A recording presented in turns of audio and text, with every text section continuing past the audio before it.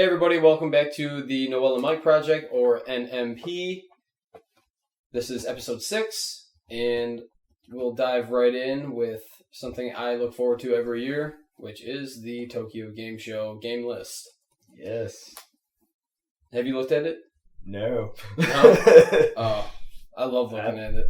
Absolutely not. Now, when you say game list, are these like future releases? Mm-hmm. And current, because they have Metal Gear there. Street Fighter 5, Call of Duty. So this is just basically Destiny. everything that's going to be there kind of thing. Mm-hmm. It's mobile. It's E3, but... In Tokyo. Yeah. Resident Evil 0 HD Remaster.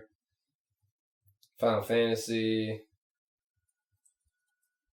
Another Final Fantasy. Final Fantasy. Another Final everywhere. Fantasy. Another Final... See, what are all these Final Fantasies? Like, I don't even know everything that's coming out that Final Fantasy is doing. They're doing so much stuff and remakes these days. It's kind of daunting to keep up with. Yeah. New Kingdom Hearts for mobile. Unchained X. Yep. Hitman. I love that series, but honestly, stop making mobile Kingdom Hearts games. Another Final Fantasy. Record Keeper. That's out. Unless they're planning on doing some kind of overhaul or something like that. Unless it's not out over there yet, I don't know. Lego Jurassic World, I think that's out. Yeah. But it's a full list of things that we'll probably never see and things that we will see. Not, doesn't exactly say how many are on here, but... The link to it. Yeah, links below.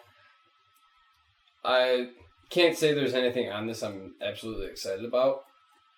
Other than maybe Resident Evil 0 HD and the Uncharted. The new Resident Evil original released for PC recently, and I want to play it. Don't get me wrong. It's just I don't care enough to go out and get it to do so. So I'm going to feel the same way about Resident Evil 0 because I think I've actually got further in Resident Evil 0 than I did in the first one. The only Resident Evil game I ever beaten was 4, and that's mostly because I hated the save system in 1 through 3. With the ink ribbon. Yeah, there's plenty of times where I got really far and then I died, or I got really far and I didn't have any ribbons to save with, and you kind of get trapped. Yeah, it's one of those things where I get stuck, and I'm forced to play for another hour to find a save point. I'm forced to play for another hour to find a ribbon or something, and some people might argue that that creates difficulty to the game. Yeah, maybe. But it also creates headaches. In the end, I stopped playing it because I never know how much time I could set aside to play a particular game anymore. Like I got other things to do. I got places to go, kind of thing. And with everything that's going on in my life, I can't be like, okay, I'm going to dedicate 6 hours to this game, sit down, play it, do it. I can't do that. I mean, maybe back in the day when I was a kid, but back in the day, I had no interest in playing it. For whatever reason, but definitely today's standards, I can't do it. I need to be able to pick it up, like play it for 5 minutes, put it down, and just know that it's saved, kind of thing. And that's what most games do these days: is autosave. Maybe I'm spoiled. I don't know. Probably. No, I am. I'm spoiled by all that, but spoiled by the autosave. Sometimes I don't even trust autosave. Oh yeah, I don't ever trust autosave. No. Like I always like to know that it's saved, and a hard save is always better. Like if I'm actually going to a physical save now kind of thing, I love that. But I like knowing I can literally put it down in the event of emergency and just walk away, and it's gonna be taken care of. Yeah. But that's just me. Yeah, I agree with that. But what do you got? What do I got here? This one's interesting. So, local government cracks down on tiny free lending libraries. Basically what this is a small community has developed these, I guess, little... It's kind of like a bookshelf kind of thing. Leave one, take one? Yeah, they set it up in a public area, and they put like a handful of books in there to start with, and you can come by, you can take a book as long as you leave a book kind of thing. Leave one, take one kind of thing. And they set these up completely free to use all over like certain cities and stuff like that, and the government's cracking down on them. They're like, you can't do that. You want to do that, you got to apply for permits. You need this, you need that, you need that.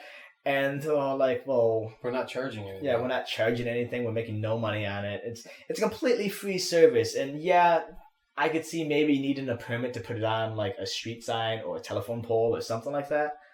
But if it's on your property, for the most part, some of these locations that they put it on like are just public locations that doesn't really hinder or mess with anything, and they're cracking down on them, saying that they need to apply for permits and stuff like that, and charging money for those permits. And it's just like, it's a free service. You charging us for permits to put this stuff up defeats the purpose. Mm-hmm. And then we got to start charging to lend out books to pay for the permits and stuff like that. And it's a vicious cycle. And it's a way.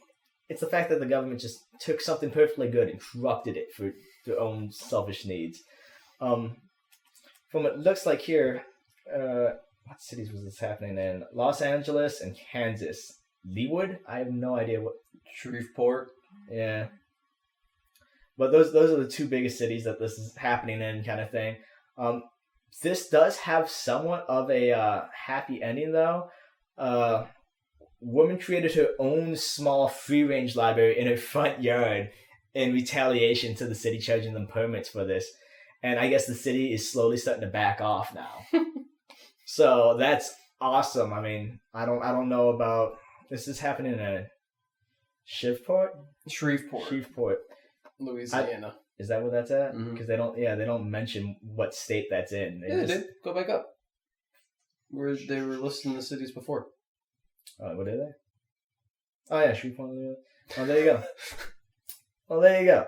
So yeah, so happy ending there. Whether or not the other cities will do the same, who knows? Let's hope they do.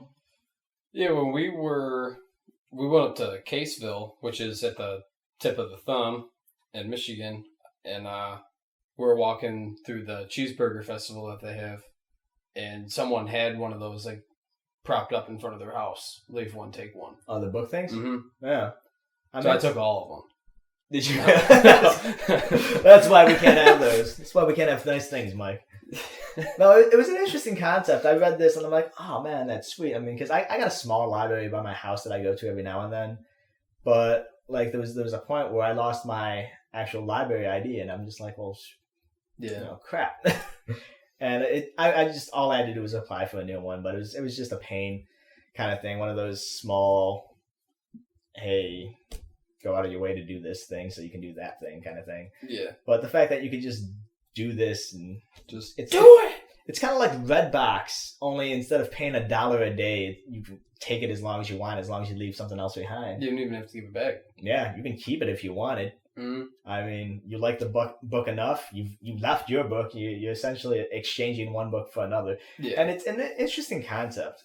I actually like the idea a lot. It gets people talking about books again, which is really not something done these days. Yeah, that's true. Yeah, I mean, when's the last time you read a book? Probably about March. Well, there you go. Yeah, for Christmas I gave Melanie a list of books I wanted, and I read like 2 of the 5 that I got. I can't even remember the last time I read a book cover to cover. I couldn't even tell you the name of the book I read last time. It's been that long for me. The issue I like, it's got to be something that appeals to me. Yeah, I like mystery and like just that style of writing. So every book that I do have, and the other thing, I don't like American writers. Yeah. So all the books that I own are written by like Japanese authors that have been translated into English, because that way, I don't know, I just like reading. You just prefer that style. Yeah, that style of writing, like the translation. It's not broken English, but it's worded differently, but it's good. And it's different because you see a different side of writing. Where it's like America, it's like, okay, that's what it is, but over there they have different procedures and different culture. Yeah, it's a different culture. So I like reading that as opposed to American mystery novels. I don't makes sense. Get down on that.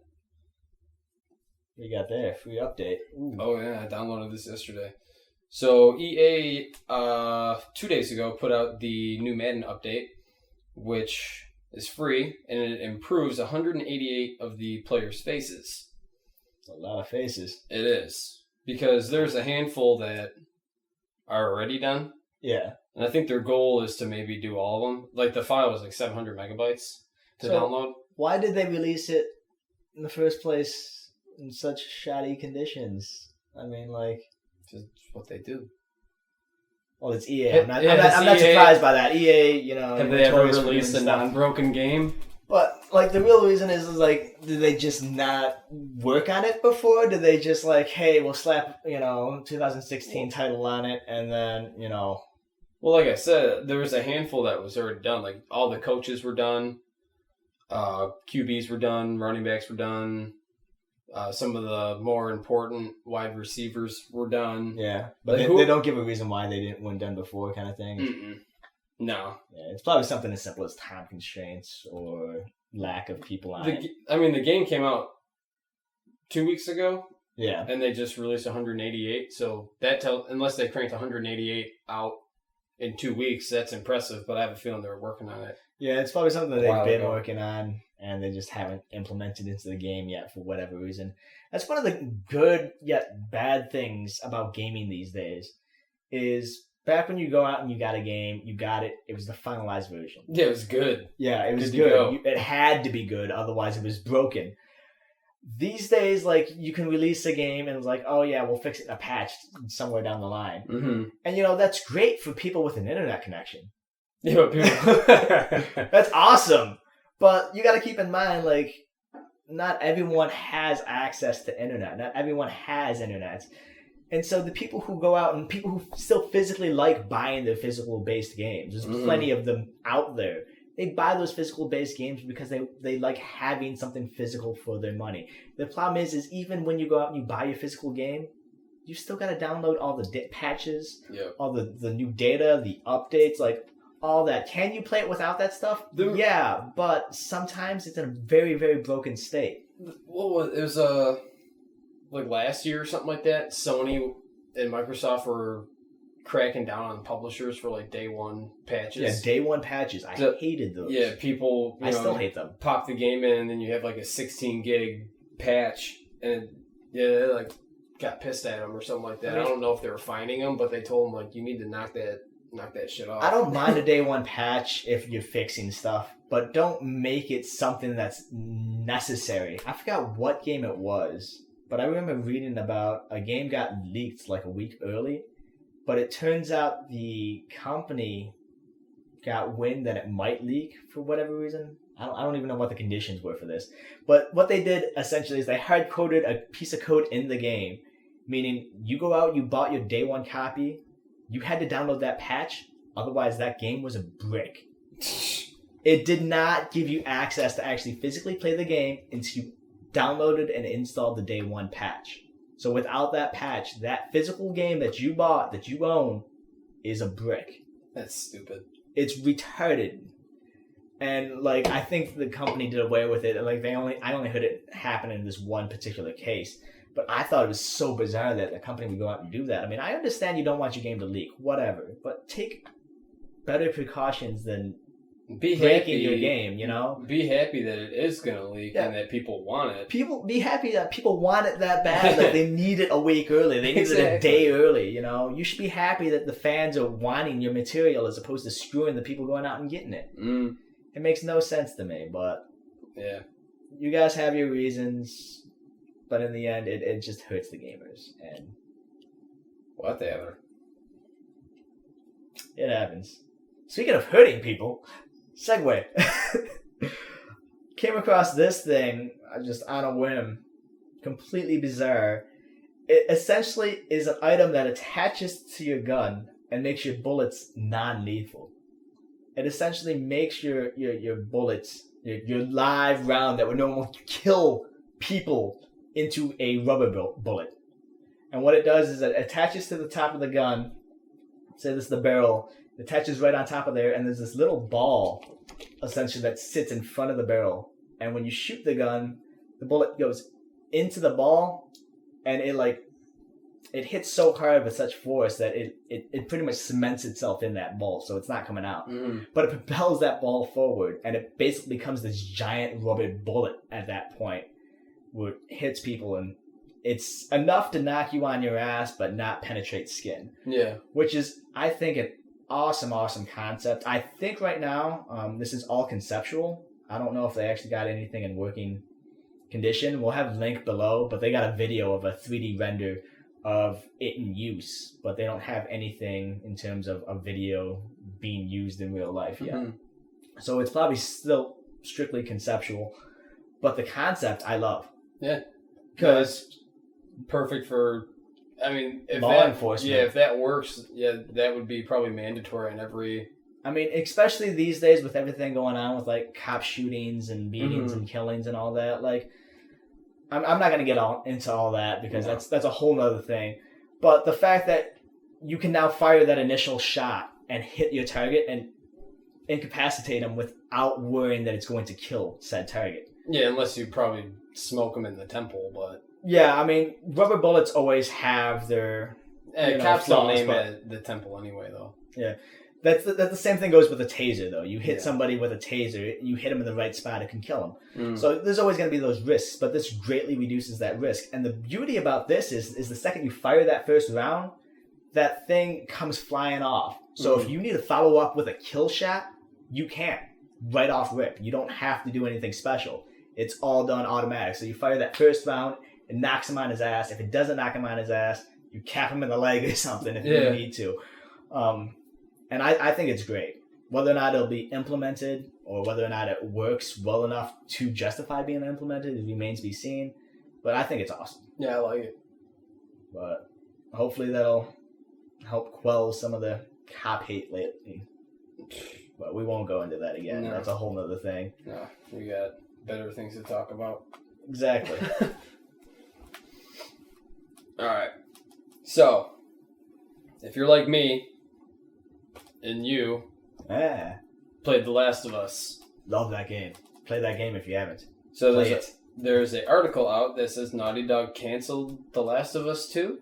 Neil Druckmann looks for other games like Half-Life 3. Let's hope not. I never got into Half-Life. I'm sure you did. You need to get into Half-Life. If not the first one, I couldn't really get into the first one myself, but maybe that's because I got into it late in the game. Half-Life 2, phenomenal game. Absolutely beautiful. So, anyway, at The Last of Us actor Troy Baker, if you don't know who that is, he voiced Joel, and I looked him up, and he voiced apparently everybody else in comic book game realm. His Internet Movie, or what is it? Yeah, Internet Movie Database, IMDb. Yeah. He's put in some work. Yeah. He's Ocelot in Metal Gear Solid 5. Like, the list goes on. It's ridiculous. But he was at a indie pop con, and he said he had no knowledge if Naughty Dog was going to work on The Last of Us 2, which the assumption was that they were, like, at the beginning of the year. Someone said that they were planning it. He said that he trusts the creative director and the game director if they need to do it. But Nolan North, that's what it was. Nolan North previously revealed the confirmation of a sequel at MetroCon in 2015. He said there's definitely going to be one, but now Baker is contradicting what North said, so now we don't know if there's going to be one. See, that's interesting, because that could go in a number of ways. It could be something as simple as Joel's not in Last of Us 2. Mm-hmm. And honestly, it's just Ellie. Yeah. Honestly, if they make a sequel, I hope they don't have either of those characters in there. I feel like Last of Us, like, if you've played the game, it comes full story arc so well that it's a closing. Yeah, it would almost be a shame to throw that away with a sequel to try to follow up with it. And I'd rather not have that. Give me a story of, like, some new characters, new people to care about. Maybe in the same universe, maybe, like, they come across Joel or Ellie in passing. Yeah. But don't continue on the story. Although I'm curious, though, because the ending of that game, it wasn't a complete... No, but that's what I loved about it. It's one of those things, like, you want more but it's probably better that you don't have it. Yeah, it's best that you don't have it. Like, best example for this for me is the TV show Firefly. Oh, yeah. That show got canceled Season 1. like 13, 14 episodes in, and everybody loves it. Everybody wants them to bring it back. And honestly, after watching the series, I'm like, this is a great series. I love it. I don't want them to bring it back. Please don't. Just you might ruin it. It's great the way it is. And yeah, there's a bunch of story plots that they never got to dive into, and a bunch of things that they led up to that just kind of fell short because of the time and lack of development. But it is great for what it is, and that's what Last of Us is. It's so good for what it is. It's almost a disservice to do a sequel with these characters. You want to do it with another set of characters, all for it. I mean, go into Trist's story. Was it Trist, the girl at the beginning or something like that? That Joel's hanging out with? Oh, yeah, the fucking shady girl. Yeah, go into her story, or go into some other character's story, like with the Fireflies and stuff like that. Yeah, like, she died, didn't she? Yeah, she does, so it'd have to be a prequel kind of thing. But there's all kinds of possibilities there, and there's ways to tie in the original game. Just don't give me the original characters. Yeah, you can play as the psycho guy. Yeah, which is interesting because I don't know if I'd want a Last of Us with Nolan North. Because I'd be playing the game and I'm just thinking, Nathan Drake. Like, maybe that's what Last of Us is. It's like after everything he's been through the first 4 Naughty Dog Nathan Drake games, Uncharted, and Last of Us happens, and then he's just like, whoa, I'm Nathan Drake. All that treasure hunting was for nothing. I still have all my trinkets. But I don't know. I hope they do something. I hope they do make some type of sequel, but I really hope that they don't have the characters. Yeah. Well, that's my personal opinion. Yeah, Last of Us 2 is probably, the working title if they were going to do something. Because if you use other characters, you have to just do, like, Last of Us, I don't know, the beginnings or... More of us. Yeah. Turns out there's somewhat more of us than we originally anticipated. A few more of us. Something. So they should call it. A few more of us. But I'm all up for a sequel. Just give me a different story. Yep. Entirely. Mm-hmm. I feel like that story arc was done, completed with. This one's interesting. Yeah, tell me about this one, though. This is kind of an older article, older news, but it was so bizarre that I just had to share it here. Hot dog vendors in New York, how much do you think they would make in a given year or a given day or whatever? You wouldn't think much. An average hot dog is in a city that never sleeps. There's endless possibilities. Yeah. Well, put it this way: an average hot dog there is like $2-3, whatever. Not much. Mm-hmm. You go to a park, you get a hot dog. Turns out some hot dog vendors in New York, depending on location, can spend upwards to $200,000 for that particular spot in permits. In order to park their cart on that spot, $200,000 a year and up. Some people pay more than that, $300,000-$400,000. So they're making bank then. Yeah, they're probably selling wieners left and right, man. Obviously, like, in order to justify spending that much money for a particular spot and permit to have it, you got to be bringing in that plus more. Oh yeah, and so, otherwise you wouldn't be doing it. That is an insane amount of money for a hot dog vendor. Like, insane. Like, they interviewed a bunch of guys, and I guess most of the ones upward in that price are in the Central Park area, which makes sense. Yeah, that's a popular area. But everyone they interviewed, they couldn't get anyone to disclose how much they actually make a year, which is justifiable because I guess every year these permits go up for bid, and like the high valued permits, and nobody who has that permit is gonna want to give it up, kind of thing. Let's be honest, you're gonna want to hold on to that. Yeah, I made bank here last year. Like, I'm gonna keep. Yeah, you're gonna want to hold that information back. But somebody estimated that they would have to be making at least $425,000 a year in order to justify paying $200,000 a year in permits alone. That is a god-awful amount of money. That's probably some fool, too, who never went to college. That's what I'm saying. Like, a hot dog vendor on the street, you think, oh, That's like working at McDonald's. That's like working at a fast food restaurant anywhere, or even a waiter anywhere. It's a one-man job, too. Yeah, it's a one-man job. Or two, I guess, if you need someone to run and get you supplies or something. Product. But you think about it, in a job something like this, you got one, maybe two people with you. Like, the more people you have with you, the more you got to split your profits, obviously. But you don't show up to work that day, you're not going to get paid. Exactly. I don't know how much they make in a given day, but a lot of those people are out there every day for a reason. Put it that way. Yeah, I think so many tourists and people who just needed to grab something quick to eat. Yeah. Just to get going. Like, that is insane amount of hot dog. That's an insane amount of wiener money. That's all I'm gonna say with that, man. It mind boggled me. Like, I understand the food industry is huge. You make hundreds of millions of dollars in the food, but hot dog vendor stand is never really something I think when, let's rake in the big bucks here. But in a city as dense as New York, I guess that makes sense. Damn. It's an expensive wiener. Got me rethinking my entire life. Right? It makes you question your life choices. It makes you question everything you've done in terms of your career and your job. And this guy with a food cart making $425,000. Putting ketchup on wieners. That's what this guy does for a living. And he's able to pay $200,000 permits. A little bit of relish. A little bit of... So let that be a form of inspiration to anyone out there. Like, even the lonely hot dog vendor can make a living wage. Yep, better than you. I don't know how to respond to that.